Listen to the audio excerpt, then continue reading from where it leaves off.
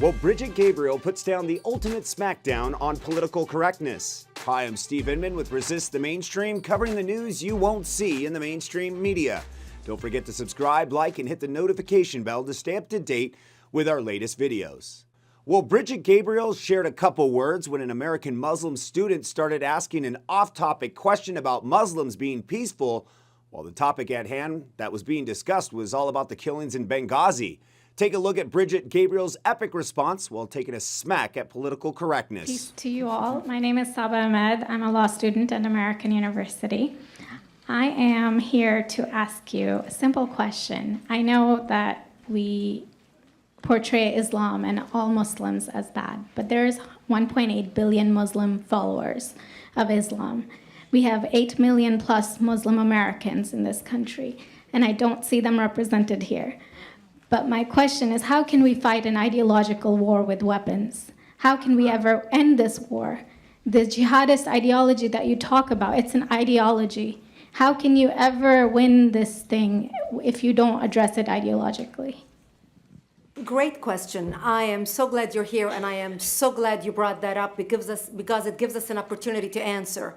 What I find so amazing is since the beginning of this panel, which we are here about Benghazi attack against our people, not one person mentioned Muslims. We are here against Islam, or we're launching war against Muslims. We are here to discuss how 4 Americans died and what our government is doing.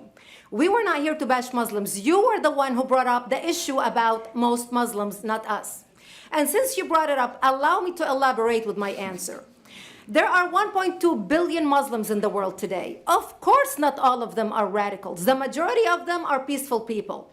The radicals are estimated to be between 15 to 25%, according to all intelligence services around the world. That leaves 75% of them peaceful people.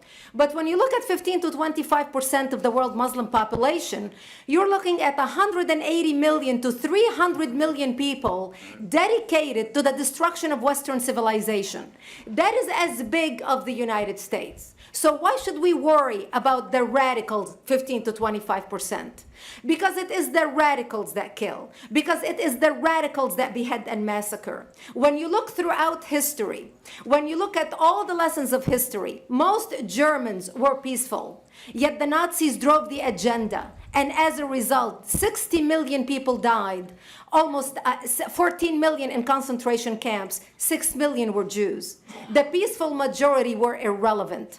When you look at Russia, most Russians were peaceful as well.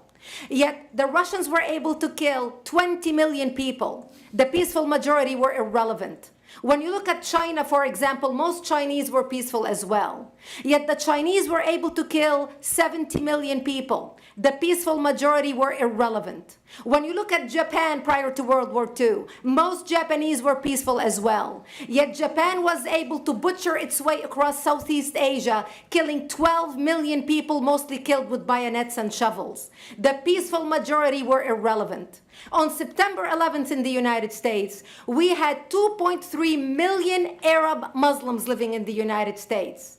It took 19 hijackers, 19 radicals to bring America down to its knees, destroy the World Trade Center, attack the Pentagon, and kill almost 3,000 Americans that day. The peaceful majority were irrelevant. So for all our powers of reasons and us talking about moderate and peaceful Muslims, I'm glad you're here. But where are the others speaking out? And since you are the only Muslim representative,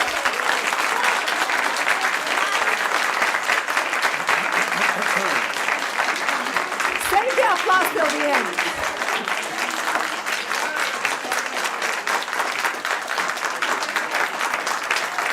Thank you. Thank you.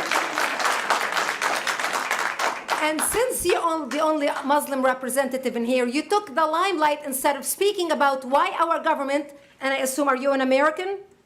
You're an American citizen. So as an American citizen, you sat in this room, and instead of standing up and saying a question or asking something about our 4 Americans that died and what our government is doing to correct the problem, you stood there to make a point about peaceful, moderate Muslims. I wish you brought 10 with you to question about how we can hold our government responsible. It is time we take political correctness and throw it in the garbage where it belongs and start calling it state.